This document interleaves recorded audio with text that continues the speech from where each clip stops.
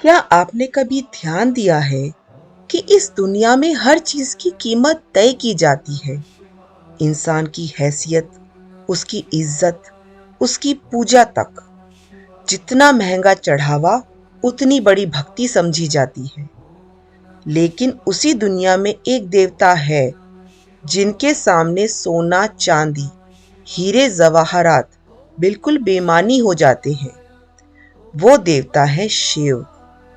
वही शिव जिन्हें महादेव कहा गया, महाकाल कहा गया, जिनके एक तांडव से सृष्टि मिट भी सकती है और जिनकी एक करुणा से जीवन संवर भी सकता है। और हैरानी की बात यह है कि वही शिव अगर कुछ मांगते हैं तो बस एक लोटा पानी और कुछ बेलपत्र। क्यों? आखिर क्या राज है इस सादगी के पीछे? इस सवाल का जवाब सिर्फ पूजा तक सीमित नहीं है, बल्कि आपकी पूरी जिंदगी को देखने का नजरिया बदल सकता है। इसीलिए इस कहानी के अंत तक बने रहिए, क्योंकि अंत में एक ऐसा सच सामने आएगा जिसे समझ लेने के बाद शिव की भक्ति सिर्फ मंदिर तक नहीं, आपकी हर सांस में उतर जाएगी। शिव कोई ऐसा देवता नहीं है जिन्हें कुछ चाहिए। वो किसी सिंहासन पर बैठकर भक्तों से मांगने वाले भगवान नहीं है। शिव चेतना है, शुद्ध, निर्लेप, मुक्त चेतना। चेतना कभी जमा नहीं करती, वो बस देखती है। धन, वैभव, आभूषण, ये सब तुलना और स्वामित्व की दुनिया में आते हैं। मेरा कितना है और तेरे पास कितना है, ये सवाल शिव की दुनिया में मौजूद ही नहीं है। इसलिए जब कोई भक्त शिव को पानी और पत्ते चढ़ाता है तो असल में वो शिव को कुछ नहीं दे रहा होता। वो अपने भीतर जमा अहंकार को धीरे धीरे उतार रहा होता है। शिव की भक्ति सिखाती है कि जो भगवान सब कुछ होकर भी कुछ नहीं मांगता, वो इंसान को भी भीतर से खाली करना चाहता है। पानी, जो शिव को सबसे प्रिय है, जीवन का सबसे सरल लेकिन सबसे गहरा प्रतीक है। पानी बहता है, रुकता नहीं। वो हर आकार में ढल जाता है, लेकिन अपनी प्रकृति नहीं छोड़ता। जिंदगी भी ठीक वैसी ही है। जब तक बहती है, जीवित रहती है। जब रुक जाती है, सड़ने लगती है। शिव जब जल मांगते हैं तो मानो ये कह रहे हो कि जीवन को पकड़ने की कोशिश मत करो। धन अक्सर इंसान को जकड़ देता है, खोने का डर और पाने की भूख, लेकिन पानी सिखाता है छोड़ना। शिवलिंग पर जल चढ़ाना सिर्फ एक क्रिया नहीं है, वो एक अभ्यास है। मन का बोध बहाने का अभ्यास, डर और चेतना को प्रवाह में छोड़ देने का अभ्यास। कहते हैं एक समय एक राजा था, बहुत धनी, बहुत शक्तिशाली। हर सोमवार को वह शिव मंदिर जाता और सोने के कलश, महंगे फूल, कीमती रत्न चढ़ाता। उसी मंदिर के बाहर एक गरीब भिखारी बैठा रहता, जिसके पास सिर्फ एक लोटा पानी और कुछ बेलपत्र होते। एक दिन राजा ने व्यंग में पूछा, इन सूखे पत्तों से क्या भगवान खुश होंगे? भिखारी मुस्कुराया और बोला, मैं भगवान को देने नहीं, खुद को खाली करने आया हूं। उस रात राजा ने सपना देखा। शिव बोले, तू देने आया था, वो छोड़ने आया था। मुझे वही मिला। अगले दिन राजा ने पहली बार खाली हाथ पूजा की और उसी दिन उसके भीतर का घमंड पहली बार टूटा। शिव फूलों की सुंदरता नहीं मांगते, क्योंकि फूल आंखों को अच्छे लगते हैं, मन को नहीं बदलते। बेलपत्र जीवन को जलाते हैं, सांसों को संभालते हैं।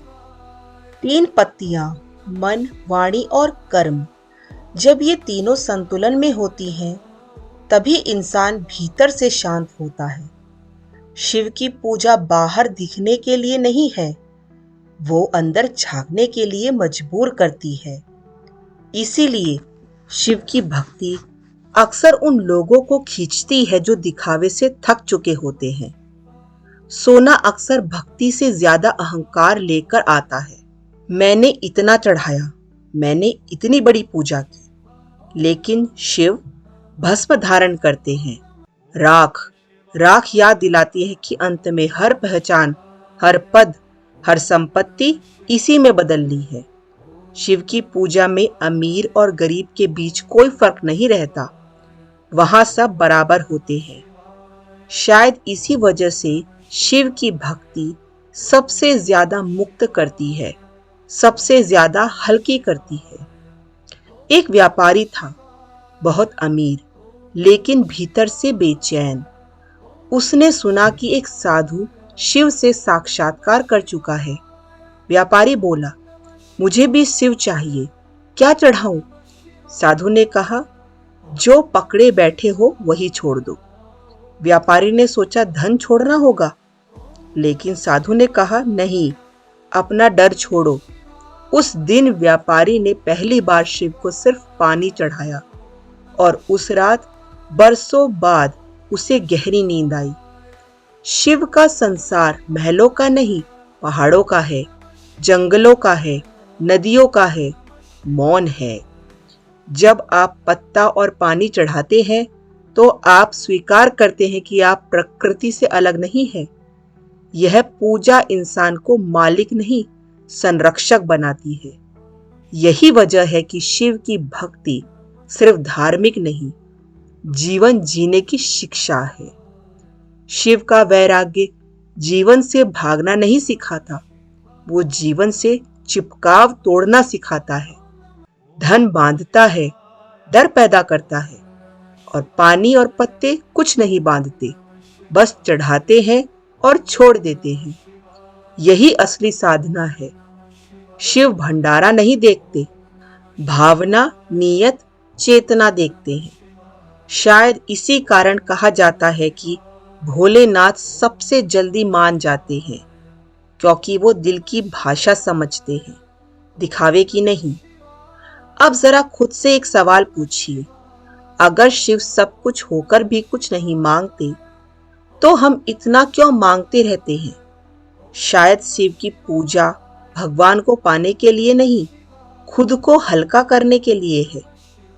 अगर आप यहाँ तक बने रहे तो समझिए ये कहानी आपको छू गई। इस वीडियो को देखने के लिए दिल से धन्यवाद। अगर शिव की ये सादगी आपके मन को थोड़ी भी शांति छोड़ पाई हो तो इसे दूसरों तक जरूर पहुंचाइए, क्योंकि शिव की तरह सच्ची चीजें शोर से नहीं करती, बस असर छोड़ जाती है। ओम नमः शिवाय।